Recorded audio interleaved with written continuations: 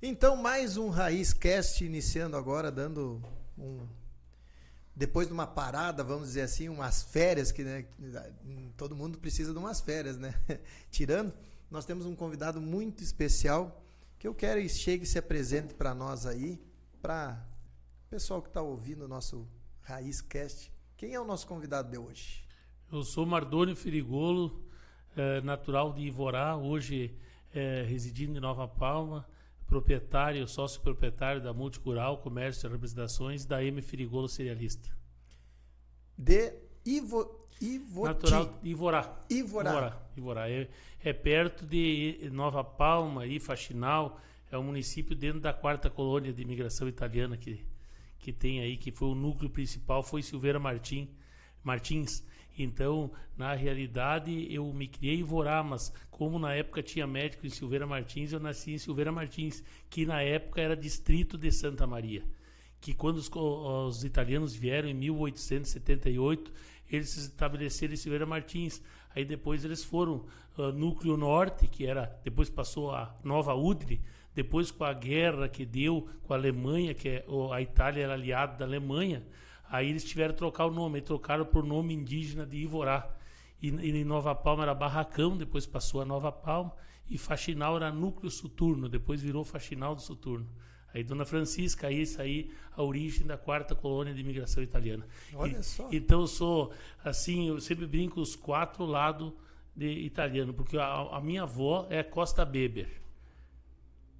E o meu avô, Firigolo. Tem parentesco com Carlinhos? Tem um certo parentesco, é ali de...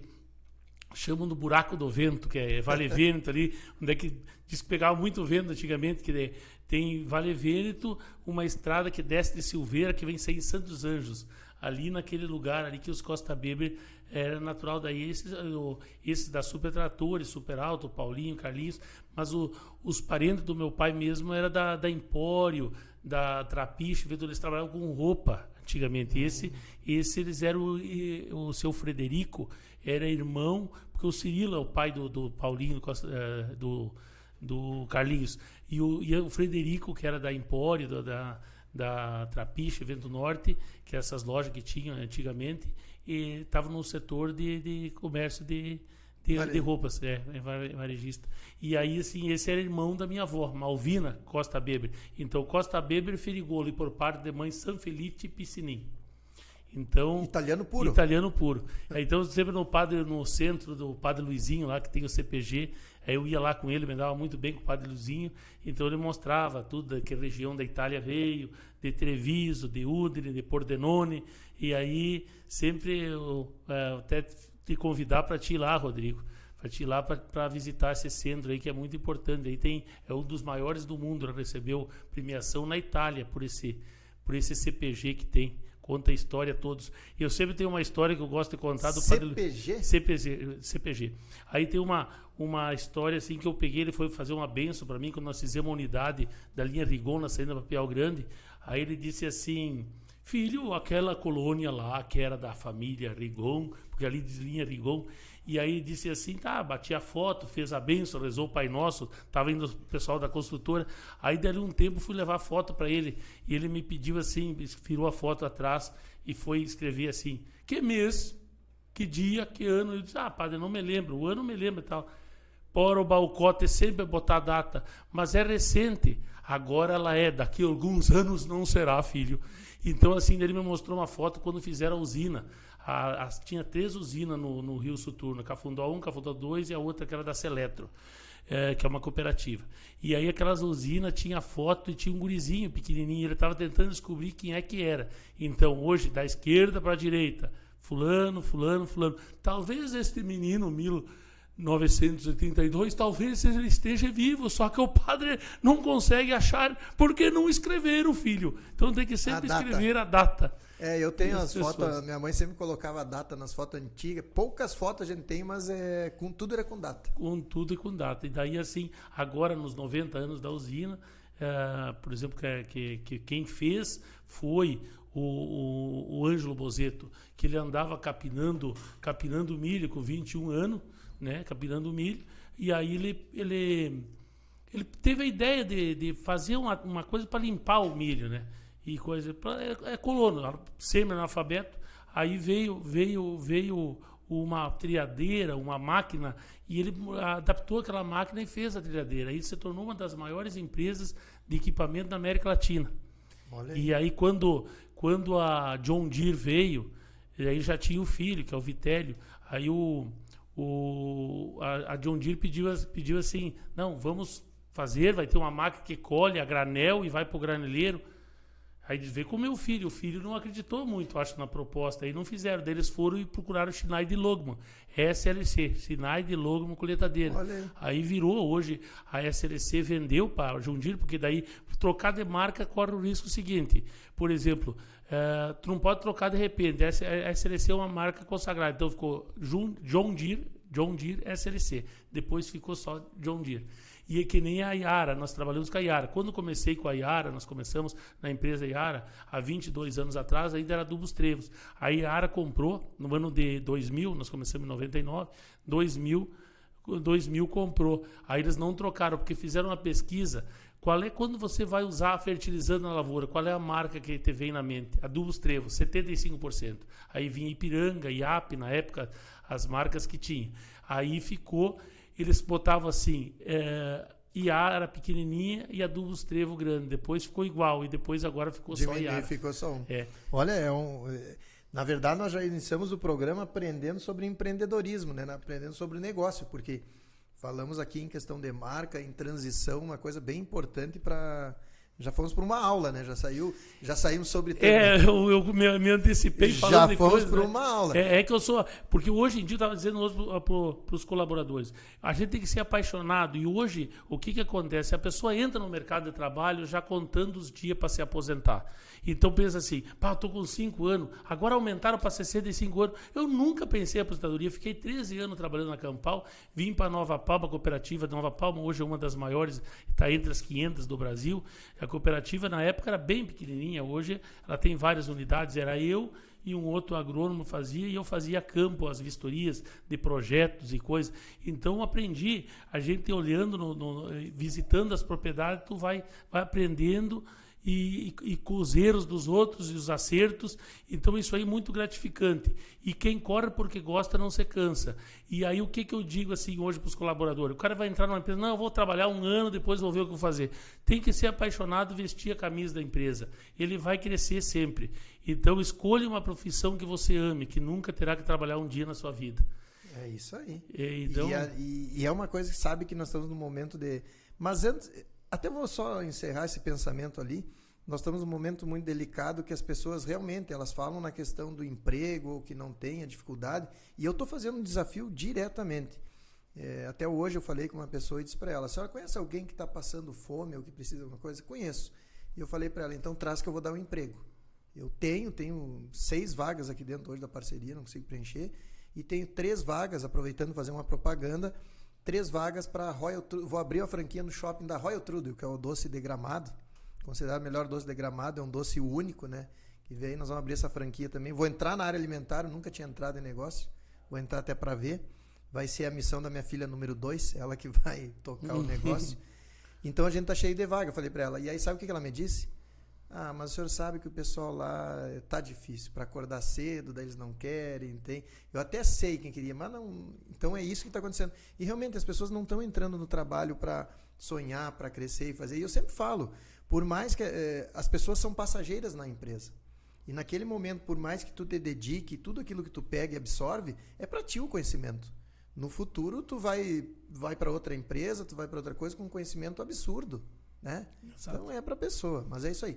Mas vamos voltar, eu quero saber lá, na infância, como o pessoal te conhece? Como o pessoal chama? Tem um apelido, tem nome, como é que é? Não, eu sempre por Firigolo, chamando sempre Firigolo. Quando, sobrenome. Quando eu estudei aqui em Santa Maria também, que eu vim estudar aqui, aí o meu colega, que é engenheiro elétrico, ele está em Cascavel, né? Ele é a parte de solares também.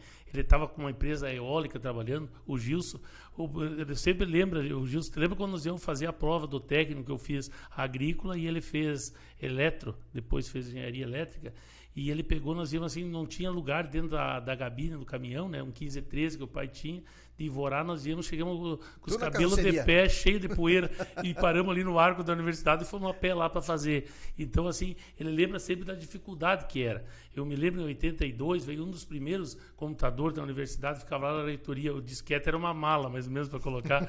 Então, para te ver que evolução que deu na tecnologia, na informática. Eu entrei na universidade em 95, fiz o primeiro curso meu foi análise de sistema. Foi bem na transição do Windows, do computador ali, e pegou essa transição ali. Mas essa dificuldade que a gente aprende a... Mas vamos para a infância primeiro. Conta para nós, como é que foi a infância lá? A infância foi no Ivorá, eu sempre gostei da agricultura, sempre gostei de plantar, de ver. Então, quando eu era pequeno, o que eu fazia? Fazia uns canteiros de tomate e ia vender. Tinha um bar que vendia aqueles tomates. Eu regava eles, molhava. A família era de agricultor? O pai sempre foi mais de comércio de batatinha, sabe? Batata inglesa. Daí carregava, levava... Eu me lembro que eu era guri e uma vez fui com ele fazer pedidos. Aí tinha que anotar São Miguel do Oeste, São José do Cedro, aquela cidade de Santa Catarina, Medianeira e até Francisco Beltrão. Aí eu estava anotando. Então eu tenho uma coisa de repentista de guardar na ideia as coisas, associar palavras e guardar. Aí assim, eu peguei e estava escrevendo e aí disse assim, rua tal. E esses tempos eu fui ali em São Miguel do Oeste e vi o hotelzinho que nós ficava. Ele dizia, fica lá. Às vezes ele dormia no caminhão e deixava para mim dormir no quarto lá do hotel. De manhã, faz o café aqui pro guri. Aí ia, e aí eu escrevendo, ele dizia assim, se é para demorar para escrever, guarda na memória. Porque ele não sabia escrever, só assinava o nome, então ele guardava na ideia. Tá o mercado, tanto saco, tá o outro, tudo na ideia. Tudo na ideia. Aí eu comecei a exercitar a mente, que a mente é um exercício que tu vai mentalizando e coisa e tal, daí vai associando. E aí nessa coisa ali, nesse trabalho que foi com ele, gostando da agricultura cada vez mais, eu ia com meu tio lá em Júlio, que era plantador de soja na época, né? Aí quando veio a primeira coletadeira, SLC 1000, depois comprou uma 2000, mas não tinha nem gabina. Hoje a tecnologia que tem as máquinas, né? Hoje, quando a gente vê o que tinha, quando nós começamos a plantar daí, já estava na Campal, o pulverizador era 400 litros e ia 1 tanque por hectare. Hoje o tanque do pulverizador, esse que nós temos da John Deere, tem 2 da New Holland, 2 da John Deere, ele faz 50 hectares com um tanque. Nossa, 50 então vezes mais a produção. 50 vezes mais e tudo automatizado, desliga por seção. Antes era 9 metros de barra, agora é 30 metros de barra, 33 metros de barra. Sim, isso quando a gente fala em barra, que a pessoa deve... Eu estou pensando que é o comprimento, da área que ele vai passando. Isso, da área pulverizada. Aqueles gafanhotos que a gente enxerga, né, que o pessoal chama. E agora está indo, jamais também, talvez daqui uns tempos já venha o drone, é um pouco mais demorado, um pouco, mas a gente sempre tem que pensar uma coisa e ir em busca dos objetivos. E quando foi, nesse aí a gente pensando atrás, então quando foi plantar a primeira lavoura ali, que naquela fazenda foi desapropriada, depois da reforma agrária, a fazenda Alvorada, ali nós plantamos ali, e depois conseguimos uma lavoura bem profunda lá, entrava 10, 12 quilômetros, para o lado de Júlio de Castilhos, de Val de Serra, que vai a Júlio de Castilhos, entrava 12 quilômetros de estrada de chão. Aí não tinha luz elétrica. Tinha aquele chuveiro que tu tinha que botar água dentro lá, esquentava no fogão, botava água, aí tu abria, você molhava um pouco, depois coisava. Despejava. Não era o da cordinha? Tipo de cordinha, tinha de cordinha. Esse aí tinha um registro, tinha um sem cordinha. Mas para te ver como é a dificuldade. A dificuldade, né? Todo o crescimento você dá assim, era tipo acampamento, né? Tinha que ir para plantar. E hoje a gente vê a facilidade da agricultura, pessoal, muitos acham que caiu do céu as coisas, mas não cai. Quanto maior o grau de dificuldade, mais tu ganha. Então hoje eu vejo para os guri, quem tá vendendo, o vendedor que está na loja, não vai fazer uma venda, os caras vêm comprar. Né, quando a empresa é bem organizada, divulga, que nem você diz, eu quase não tenho vendedor a campo, eu vendo aqui. E você é o melhor vendedor porque o pessoal confia em você. Né? O momento que você não tiver, pode pensar assim, se tu não fizer uma associação bem feita, pode pensar, demite um por mês durante 12 meses. E depois depois daí tem que repensar a empresa. Porque se o pessoal vem comprar de ti, o primeiro mês, segundo mês, eles pensam, pá, o Rodrigo é um cara bom, vou comprar igual lá da empresa. Depois falha alguma coisa na assistência, que o principal é assistência, o pós-venda, aí esquece o Rodrigo. Tomara que não, que seja lembrado e que dure 100 anos. Então, mas se não for lembrado pelo serviço, vai ser lembrado pelos outdoor. Pelos outdoor, né? Agora eu passei e vi o outdoor, quando vinha vindo pra cá, lembrei, ó, Rodrigo. Mas é isso aí, a questão do marketing e é o pós-venda. Nessa tua infância, eu até essa semana, eu postei, foi essa semana, né, Julie, que eu postei, que perguntei para as pessoas se eles acham que a vida é difícil ou é fácil, né? E o caminho, principalmente também para quem trabalha, se vai ser fácil ou se vai ser difícil. Porque o difícil é o que nos ensina, né? A dificuldade é que nos ensina, é o que nos faz melhorar. E eu acho que hoje o grande problema da juventude, e eu conversando com um pai, essa semana eu conversei, ele me disse, meu filho está com 18 anos e está em casa, só dorme, daí vai para o colégio, faz... Mas eu acho que daí vem um erro também nosso, né? Da cobrança, porque a gente passou muito, sofreu muito, vou dizer principalmente o pai, que ele sofreu muito trabalhando e não quer deixar o filho sofrer. E aí que está o erro, né? Não é deixar sofrer, é deixar buscar dificuldade. E eu sempre dou exemplo para quem me segue. A minha filha mais velha, ela 18 anos e ela estava focada no vestibular dela, mas tinha que trabalhar na empresa. Ela teve que fazer as horas dela para ter o dinheiro dela. Ela passou na universidade, ela ganhou um carro, mas eu paguei a metade do carro. A outra metade está os carnezinhos, o boleto que ela está pagando ainda lá. Sim. E ela fez a conquista dela hoje fazendo estágio e indo dentro do que ela procura na carreira. A número 2, 18 anos agora. Estava meio assim na empresa, eu quero abrir um novo negócio, ela vai ter que assumir. Ela não vai ganhar um centavo, não existe mesada, não existe nada. Ela vai tirar daquele dinheiro lá e aquilo ela pensa que vai sentar na cadeira e vai fazer. Não, ela vai trabalhar como funcionário e vai receber salário. Então é isso aí. Sim, é isso aí. A minha mais velha também, que é dentista, botou a clínica dela lá. Eu sempre digo assim, a gente ajuda, mas ela tem o carro que ela ganhou, ficou umas prestações que ela, se ela precisar, às vezes surge algum imprevisto, alguma coisa, mas tem que saber de onde vem o dinheiro, que aí a pessoa valoriza. Você ganha tudo mão beijada, que nem a história, e ainda quando não atrapalha o negócio do pai, da sucessão. Você sabe a história dos cachorro-quente, né? Não, até quero ouvir. E aí é o grande problema, né? As empresas familiares da segunda geração até podem ir, mas na terceira é um grande problema. Isso. Agora te contar então a história dos cachorro-quente. Tinha o Zé, cachorro-quente do Zé, o melhor cachorro que tem. Aí ele começou com um trailerzinho vendendo cachorro-quente, e caprichava no molho, salsicha melhor e pá. Aí ele construiu um prédio na beira da BR, assim, muito bonito, cachorro-quente do Zé, perto de uma cidade bonita, um movimento. Aí ele sofreu muito na vida empurrando aquele cachorrão lá. E aí disse assim, o meu filho não quero que seja assim, vou formar ele. Aí botou a estudar na universidade, fez administração, foi estudar no exterior, voltou, aí que estava formado já, e ele vendendo, botou uma padaria, comprava as melhores salsichas que tem, aí quando o filho chegou e disse assim, pai, o pai não sabe a crise que está aí fora, a coisa está terrível, está muito feia a coisa. O filho estudou, deve saber. Aí ele começou a diminuir os pedidos de pão, de salsicha e coisa, passou um pouco, tirou o outdoor, daí ele disse, meu filho, tu tem razão, a crise está grande. Ele formou o filho para o filho vir dizer que estava a crise, para levar ele para a crise. Levar ele para a crise. Então, muitas vezes, assim, o que tem o empreendedorismo, ele vem no sangue. E isso aí já vem, mas o motivador da equipe, visitei a tua empresa, conversando, a gente vê que a equipe está motivada, isso aí que faz a empresa andar, todos têm que estar motivados. Eu fico dizendo assim, quando a pessoa chega, escora a mão, tem que vir com empolgação, independente dos problemas, todo mundo tem problema, tu não pode descarregar nos outros, e a gente sabendo levar isso aí, a empresa vai para frente. E vestir a camisa da empresa. Tu tá aí hoje, quando eu estava na Campal, eu vesti hoje a Campal minha concorrente, mas eu me dou bem com eles da Campal.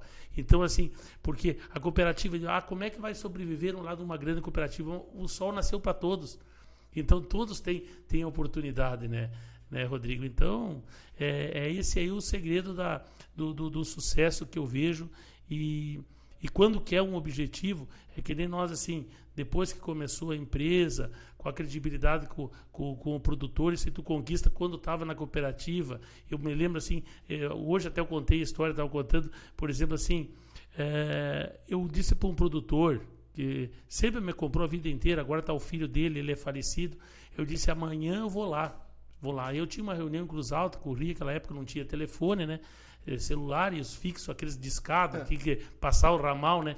Aí eu cheguei, já era escuro, eu disse assim, eu vim para te dizer aqui, seu Ramiro, que eu não pude vir hoje, mas amanhã eu venho. Cheguei de noite, ele disse, mas até meia-noite é hoje, tu prometeu e veio.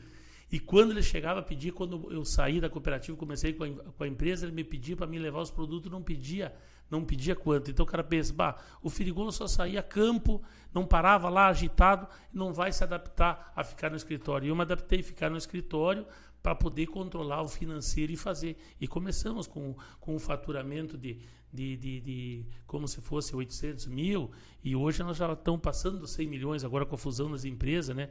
Então, para a região, é um faturamento grande. É fora do normal, para a maioria. Com 4 mil hectares de área de produção, né?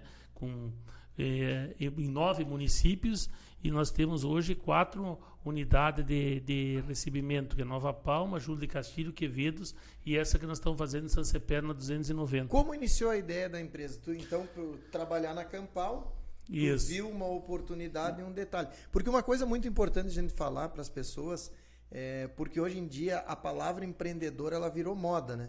E a gente em conversa com as nossas reuniões, assim, eu sou um cara que uso muito o português, eu não gosto de palavras em inglês, cada um tem uma, né? Sim, então a gente brinca muito. Vamos fazer um network para ver como é que... Isso. Então, não, é em português mesmo. Português. E o empreendedorismo, ele está muito na moda, né? Então está muito em ênfase empreendedor. Só que eu divido muito o empresário, o administrador e o empreendedor.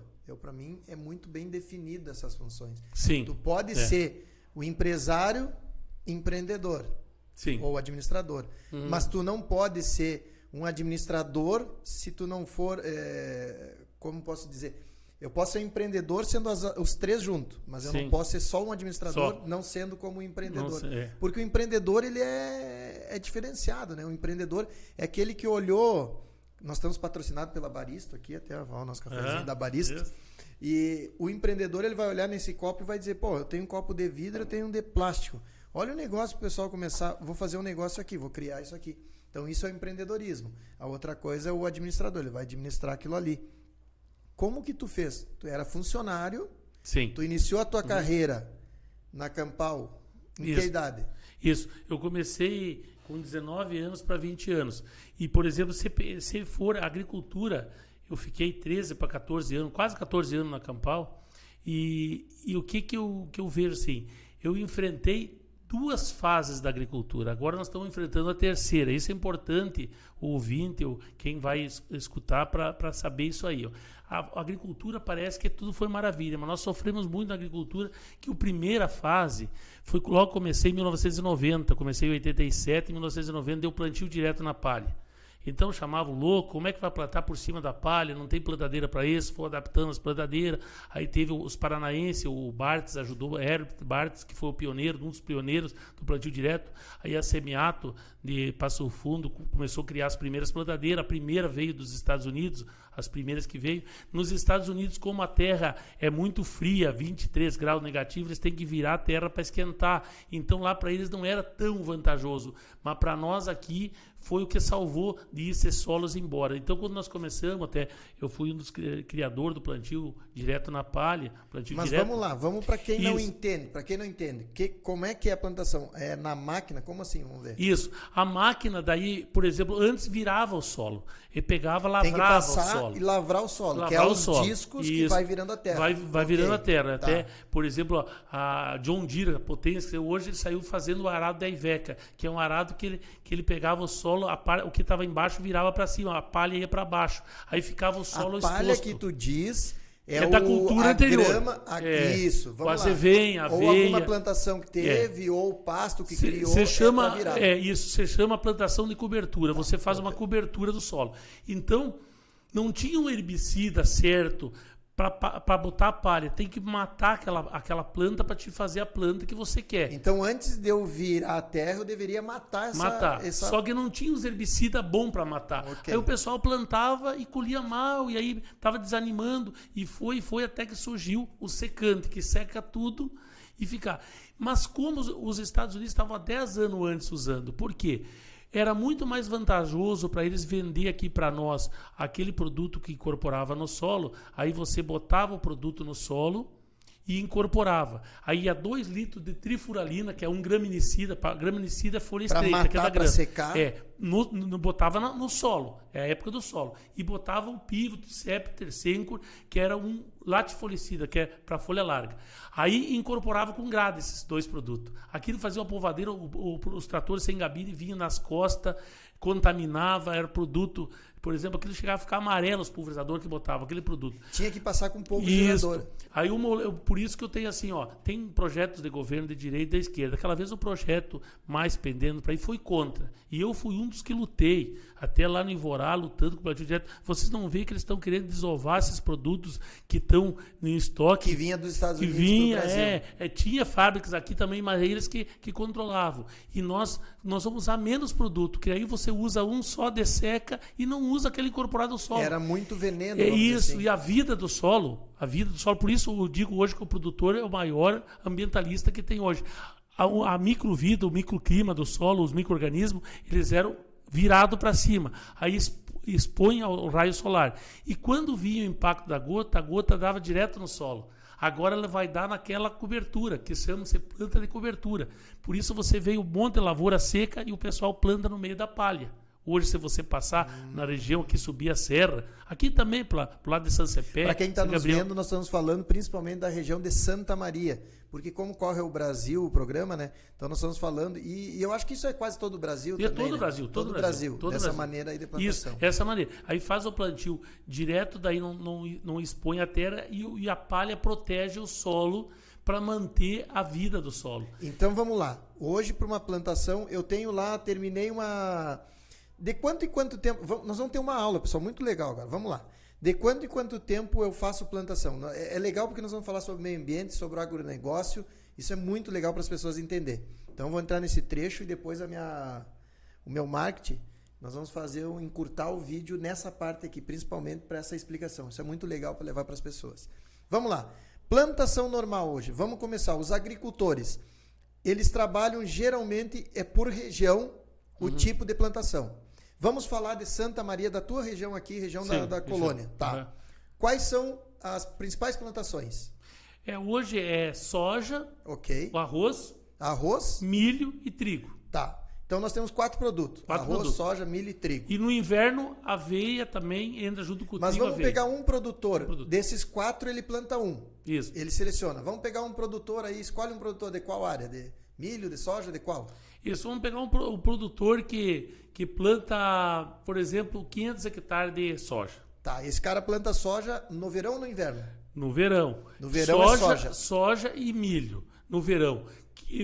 Hoje estão plantando mais soja, mas o pessoal está indo muito para o milho, porque o milho é uma cultura milenar e é a que mais agrega. Por isso também queria comentar depois para você a fábrica de etanol de milho que usa o subproduto do milho, que o milho é usado para fazer álcool de milho. Então vamos num produtor que planta milho hoje na região. Tá. No verão ele está plantando milho. Plantando milho. Tá. Passou o verão...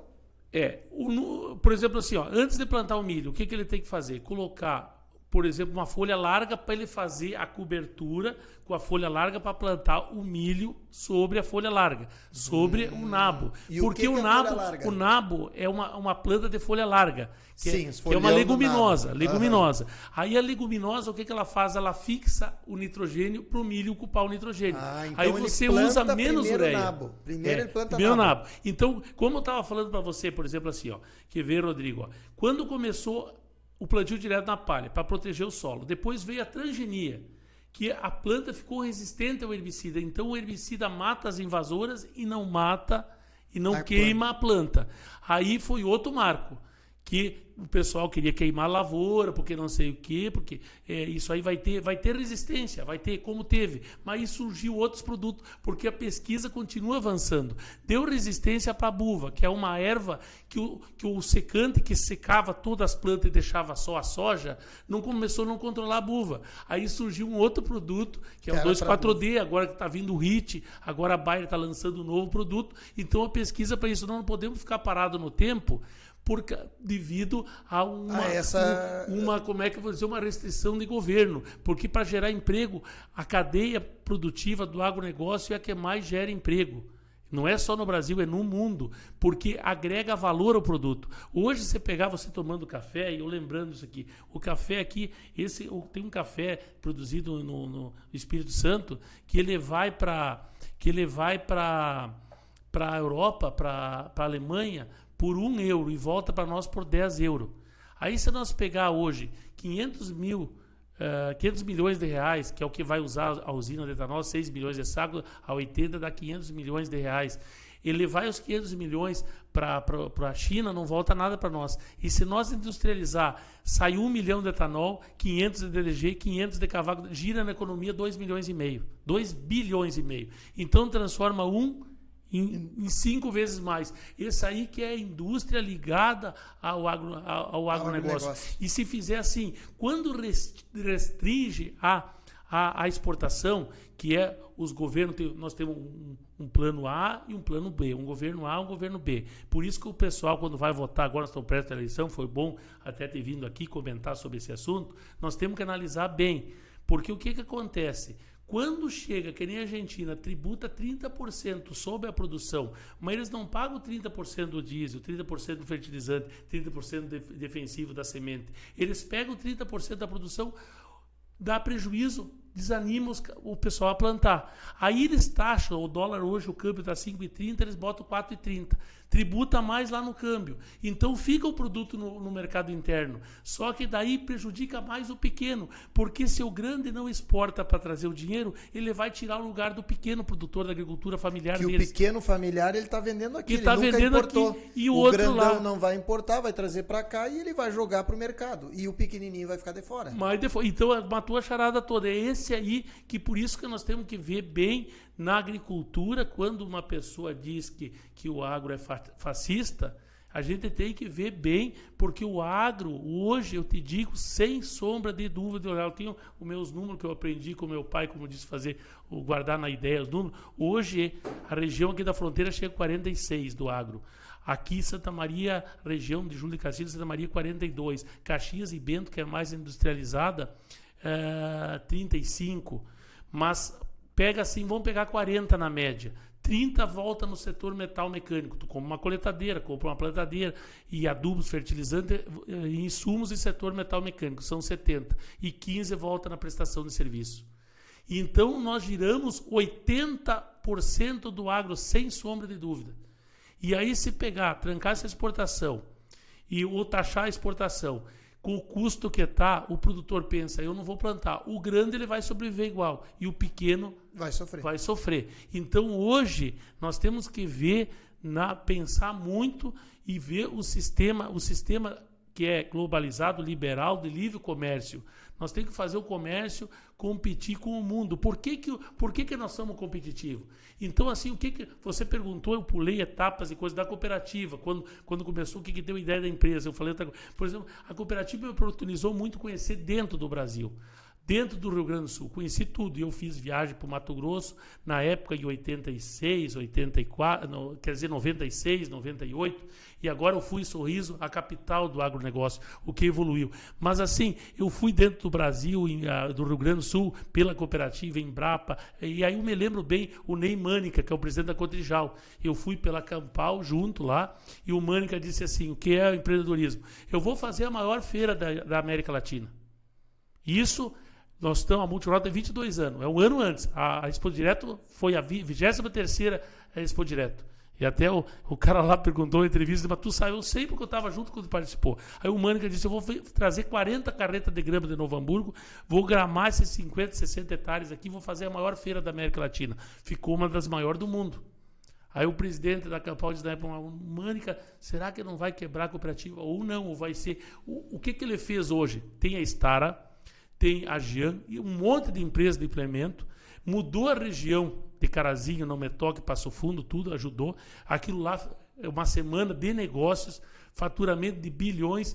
E o que acontece hoje? Santa Maria, a renda per capita de Não Me Toque é 3 vezes a de Santa Maria.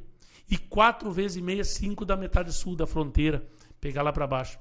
Caxias e Bento, é também 3,5, 4 vezes maior que Santa Maria. Santa Maria ainda está no marco, chega a ser 5, 6 da fronteira.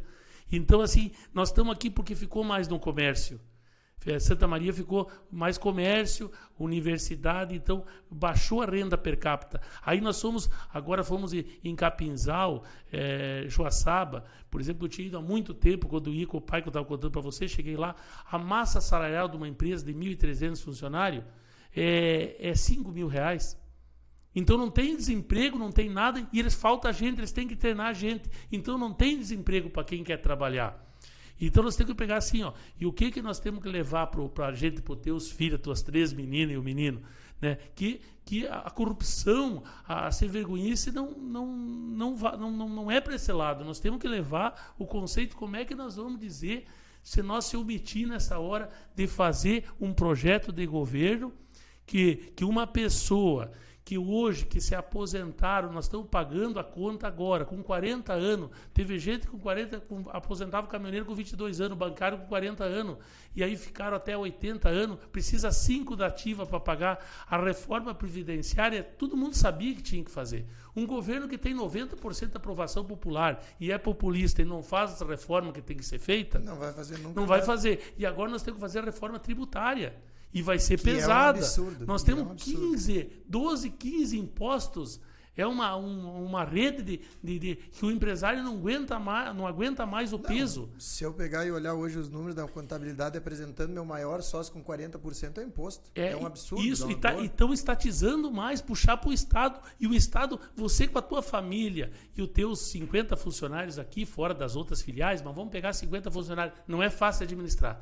Aí pega uma empresa de 5 mil e pega um país inteiro que vai puxar para o lado do Estado um monte de empresas estatais, não tem como funcionar. Então o Estado está como um elefante, pesado, e como é que você move o elefante? Lento. Nós temos que transformar ele num leve, deixar ele mais leve. Então eu já troquei de assunto, mas... mas vai mais ou menos sempre ao encontro, né, quando falo agro. Mas eu fiquei curioso eu vou voltar à pergunta da plantação, porque eu quero entender, até para as pessoas entenderem quando falam isso. Uhum. Eu já vou voltar. Mas eu vou fazer só um parênteses, e eu vou dizer esse exemplo que tu deu ali, eu vou dar um outro exemplo.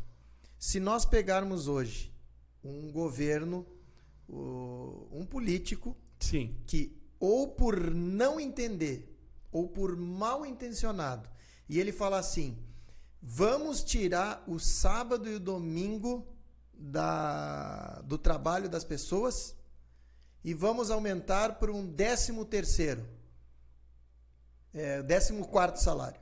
Uhum.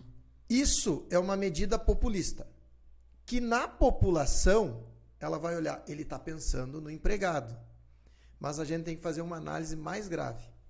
70% dos empregos hoje no Brasil é dado pelo pequeno e médio. Para aquele cara lá do barzinho da vila, o cara com mercadinho, o cara a salão de cabeleireiro. Uhum. São esses que geram os maiores empregos. Uhum. Vamos dar o mercadinho de bairro. Pagar um 14º salário e o funcionário não trabalhar sábado e domingo. Ele vai ter que aumentar o quadro de funcionário. O cara do bairro, para ele aumentar um funcionário, é um peso gigantesco, que ele é capaz de fechar as portas. Agora, se tu pegar uma grande rede de supermercado, não é problema. Eu mudo o quadro, eu aumento e eu consigo cobrir esses funcionários. Quem é prejudicado numa medida populista? Os menores. E é o que tu falou. Se sim, qualquer medida de pegar um salário base hoje é pequeno, vamos aumentar. Isso. Tu vai arrebentar o pequeno e o médio, que não vai conseguir fazer. Os gigantes vão ficar cada vez maiores, as empresas. Isso. E os pequenininhos vão levar. E uma coisa, Rodrigo, que o pessoal não se dá por conta, que, por exemplo, assim, ó, que tivesse mais gente, mais cresce. Eu fico contente quando diz eu tenho tantos funcionários. Tu tem que ter orgulho das empresas, nossa. E o que acontece assim, ó. O pessoal, esses barzinhos que você faz, lancheria, as borracharias, os postos, a farmácia, tudo gira. Porque assim, se nós colhemos 20 sacos por hectare, foi a média de Júlio de Castilhos. 20. A 200, que estava na época, chegou a estar 200, agora baixou 180. Vamos pegar 200 para arredondar. Dá 4 mil por hectare. Se nós tivéssemos colhido chegou a dar 60 na média, mas 50 a 200 dá 10 mil por hectare. De 4 para 10, são 6 mil a mais por hectare. Vezes 100 mil hectares de julho, 160 mil hectares de soja em Tupã, fora milho e outras coisas, Cruz Alta 140 mil.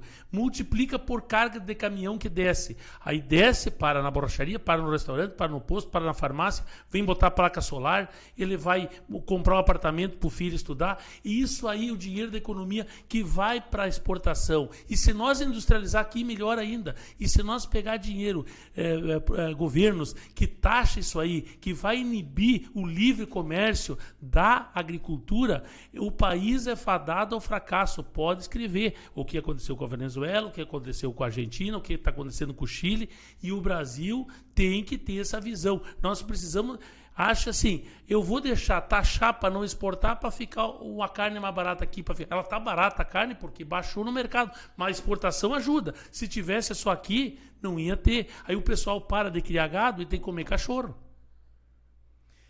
É uma cadeia, né? E as pessoas, elas não entendem essa cadeia. Elas acham que através de uma medida populista vai funcionar. E não é dessa maneira. Isso eu tento... Assim, ó, eu converso muito com as pessoas, com os funcionários, eu estou sempre conversando. E hoje eu fico muito triste quando tem partidos que vai e coloca. Se você está sendo pressionado pelo seu patrão, denuncie, faça... Gente, é um esclarecimento. Não, e rede de televisão enorme fazer isso aí. E outra coisa... funcionário e patrão é um só, ambos trabalham para os seus crescimentos, para a sua dignidade de vida, e as pessoas que estão lá por um plano de poder querem destruir isso, então as pessoas têm que se dar conta. E o nosso Brasil é formado por pequenas e médias empresas, por o cara aquele que nem eu, que vendeu a minha casa, que fiquei sem nada, que corri, que busquei, que cresci, que estou crescendo, e é isso que as pessoas têm que entender. Elas não podem achar que medidas fáceis, rápidas e promessas vai resolver a situação. Não vai resolver. Mas é muito legal, estamos chegando então no encerramento do nosso tempo aí. E eu quero, para finalizar, rapidamente um resumo. Não muito técnico, nós somos leigos. Eu planto o nabo para ficar a folha do nabo quando eu arrancar, protegendo a terra. Só a cobertura, solo. Isso. E aí vem a sementeira para largar o milho. Isso, uma máquina, vamos dizer, uma plantadeira isso. que colocou o milho. E aí vai dar o milho automático. Eu não mexo na terra. Eu não viro, não faço nada na terra. Planta direto na palha. Quando eu vou colher, final do verão, vamos dizer, é isso? Isso. Milho, colho. O que vem depois? Aí você planta, por exemplo, se plantar o milho no cedo, agosto, dá para colher em janeiro e plantar na safrinha soja ou feijão. Né? Faz outra safra, milho faz duas safras. Eu tiro, não mexo de novo na terra e planta direto também. Direto. Mas o segredo, assim, por exemplo, assim, Rodrigo, foi fazer o plantio direto na palha, a transgenia, que é resistente aos... Agora veio a área da biotecnologia. Que a biotecnologia, o que é? Usar produtos ecológicos. O que é ecológico? Vai ter o pó de rocha que estão usando como fertilizante, para diminuir o fertilizante químico. Produtos biológicos que está vindo, enraizador para a planta enraizar e buscar o nutriente melhor, que é a outra era. Então são 3 etapas. E eu tive o privilégio de conviver a primeira etapa, que o soja surgiu em 1970. Em 1990 começou o plantio direto na palha, que é esse plantio sem revolver o solo. Quanto tempo eu posso...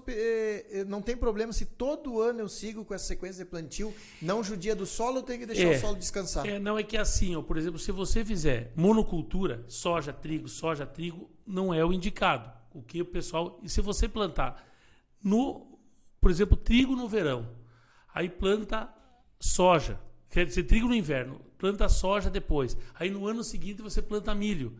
No verão... Diversificar. Num ano, no verão, tu tem soja. No outro ano, tu tem milho. Que aí onde é que tu vai com o milho sobre o soja, ele produz mais. E o soja sobre o milho também. Tu tem um ganho aí de 10, 15% de produtividade. E ajuda a questão da... Ajuda o solo. Porque daí você bota aquela palha de milho. Porque sempre a leguminosa, que eu digo, a leguminosa é a folha larga. Ela decompõe mais rápido. E a gramínea fica, às vezes, de um ano para o outro. Tem uma palha de trigo, você está plantando, no ano seguinte ainda está a palha ali, protegendo. Então aquela camada por cima, ela vai virando matéria orgânica. Então hoje, na verdade, quando as pessoas falam sobre a questão da... volta e meia essa briga contra o agronegócio, destruindo o planeta, fazendo. Existe aquele campo que pode prejudicar com muito veneno alguma coisa? Ou hoje é bem concentrado? Porque tu acabou de falar uma palavra, há pouco tu falou uma frase que, na verdade, hoje o agricultor ele é mais defensor para a proteção da terra, porque isso dá maior produtividade para ele, maior ganho. Ele não destruir a própria terra dele. E até te digo, você na rede social, que faz um trabalho bonito aí, por exemplo, o que nós temos a ideia? Eu fui no Portas Abertas da Kepler Weber, que é a maior empresa da América Latina de silos de armazenagem, tinha 100 produtores, e veio o Rodrigo Pimentel, que é autor do Tropa de Elite. Conheço ele pessoalmente. E pessoalmente. O Rodrigo Pimentel, um cara assim, é fantástico a garra que ele tem. E o Rodrigo, por exemplo, assim, o que eles fizeram? Estão denegrindo a imagem do policial. E tem policial corrupto? Tem. E tem os bons de agricultor também. A imprensa... Generalização... Está fazendo assim, o produtor como fosse um marginal, depravador do meio ambiente, não conserva o solo. Mas é como um empresário, porque por muitos anos sempre levaram as pessoas a ter um empresário como se fosse um carrasco. Mas na realidade você fala, quando veio os primeiros italianos, que eu comecei contando no início, eles lavavam o solo, a água ia parar tudo no rio. Ia parar nos rios, assoreando os rios. Hoje, com o plantio direto, está protegendo o solo. E quando o produtor buscou essas tecnologias, porque os Estados Unidos têm subsídio. Enquanto eles estavam lá $1.000 para plantar milho, $800 para soja, eles queriam que aumentasse a soja, aumentava. Nós plantava, colhia 30 com um custo de 28. Então nós aprendemos a ser competitivo. Nós aprendemos. Então, na dor, né? É na dor. Então hoje a gente sabe fazer lavoura e eles têm medo de nós. E nós estamos ocupando 6% do território nacional. Então as queimadas na Amazônia sempre teve. Portugal queima, Espanha queima, a França queima. Na época de seca não tem como controlar. E aí não adianta tu querer culpar uma pessoa ou outra. Ninguém vai fazer um fogo por gosto. Às vezes até pode ter alguém com interesse, mas isso aí não tem como controlar. Tirou um palito de fósforo aí, mas só que assim, a fiscalização tem. Eu acho que até aumentou a fiscalização, mas não é esse o problema que tem. A seca, as enchentes sempre tiveram. Hoje, eu acho que nós temos um programa que nós ganhamos até a premiação da Bayer, da reserva de carbono, que nós estamos fazendo em área de lavoura o programa Pro Carbono, para reserva de carbono, que na lavoura do cultivo. De cultivo de milho, nós temos umas áreas mapeadas pela Bayer que está nesse programa para nós ganhar, e eles estão pagando para nós fazer essa preservação. Então, o agricultor tem que ter na mente, ele enfrentou as 3 fases da agricultura, que é o plantio direto da palha, a transgenia, que é soja resistente a herbicida, resistente a insetos, tem a resistente a lagarta, dificilmente nós estamos tendo problema de lagarta. A lagarta do soja tinha que fazer às vezes 3 aplicações os últimos anos com a soja resistente à lagarta, só que o produtor está assim, a natureza se vinga, porque o que diz refúgio? Refúgio, é uma planta refúgio. Se você botar só resistente à lagarta, vai quebrar a resistência. Quando tem muito uso de uma coisa, então diz assim, você planta 100 hectares, você planta 90 da resistente e planta 10 da que não é resistente, e você vai lá e aplica. Porque se você plantar toda e deixa para o vizinho fazer o refúgio, aí fica ruim, você tem que fazer a sua parte. Plantar 10, 15% de plantas que não são resistentes, que aí não vai perder a resistência. Porque uma vez a ferrugem tem um fungicida, como uma empresa ganha um fungicida que controla a ferrugem do soja. Aí você usa continuado, primeira aplicação esse, segunda aplicação esse, ela perde a resistência.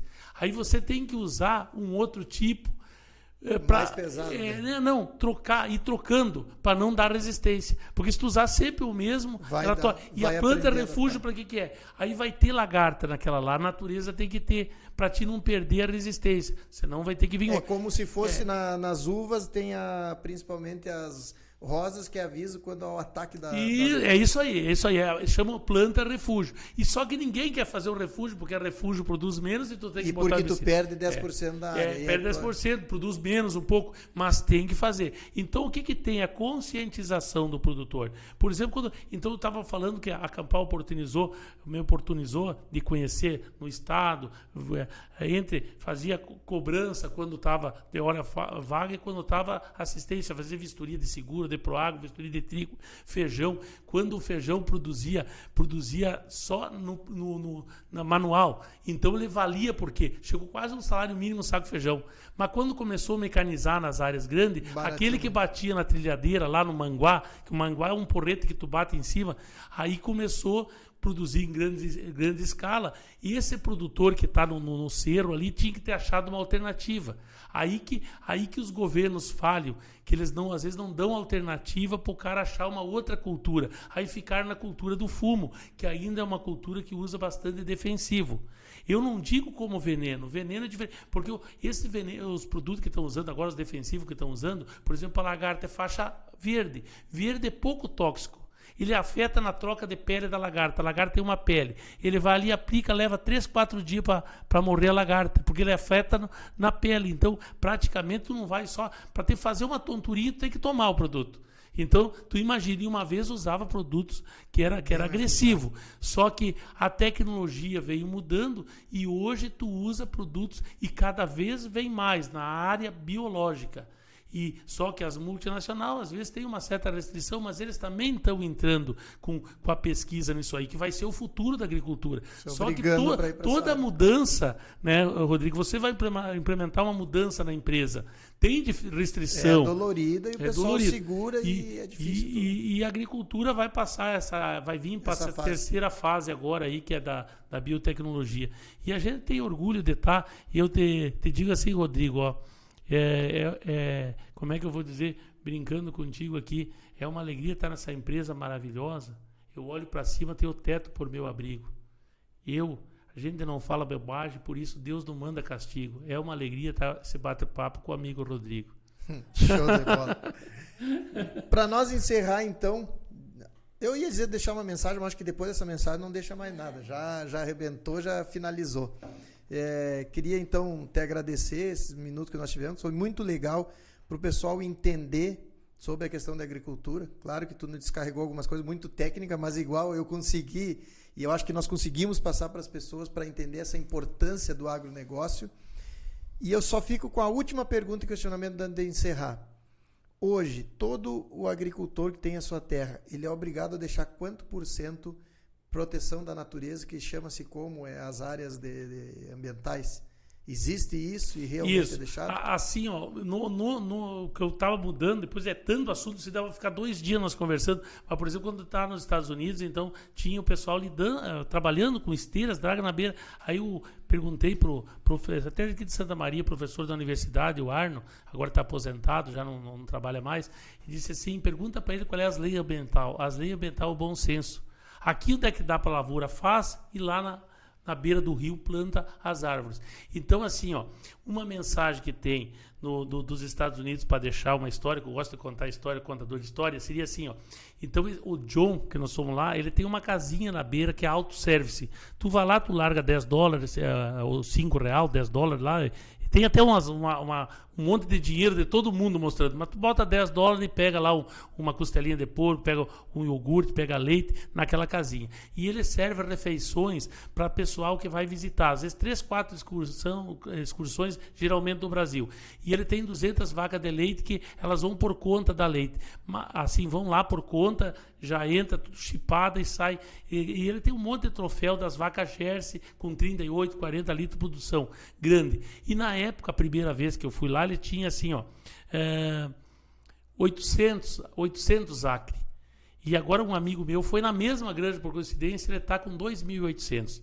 E aí ele conta a história, já contava na época, agora ele contando assim, que a melhor coisa foi o pai dele ter dito não. O que você falou da filha no início, veio assim, ele pediu, pai, eu quero ser fazendeiro. Decidi que o pai dele era fazendeiro. Então tu compra a tua fazenda. Aí ele pegou, fez um projeto, e ele foi em 7 bancos, 7 não, esse teu projeto não dá, esse aqui não dá, esse aqui não dá. No 8º, ele foi lá, o banco financiou ele. Ele comprou 180 acres, que dá 70 hectares. Hoje ele tem 2.800. Então, moral da história, ele disse, a melhor coisa para mim ser um bom fazendeiro foi meu pai ter me dito não.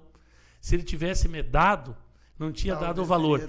E aqui no Brasil, por exemplo, assim, ó, nós tem casos, por exemplo, assim, que a gente tem a reserva, um produtor denuncia o outro. Por isso que a inveja boa é uma coisa, a inveja destrutiva que é essa inveja que destrói. Por exemplo, a inveja, mas assim, a inveja construtiva é bom, porque se tu enche, Rodrigo, 5 balões, eu vou tentar encher 6, você enche 10, eu encho 20 para subir. Isso faz evoluir. Agora, aquela inveja que fica para furar o balão, para cair para baixo, essa é ruim. Então, eu sempre tenho comigo a inveja boa e tenho orgulho que você cresça. E digo assim, foi uma alegria, Rodrigo, contigo ter conversado. Você foi legal e muito educado. Com certeza isso vai contribuir para o Brasil e para o Rio Grande, que é o nosso estado. Por isso te agradeço do fundo do coração. Agradeço ao Deus os versos que faço. Deixo um abraço e muito obrigado. E com isso aí eu vou encerrar. Como eu não sou bom de verso, vou dizer para todos vocês com aquela frase tradicional: fiquem com Deus.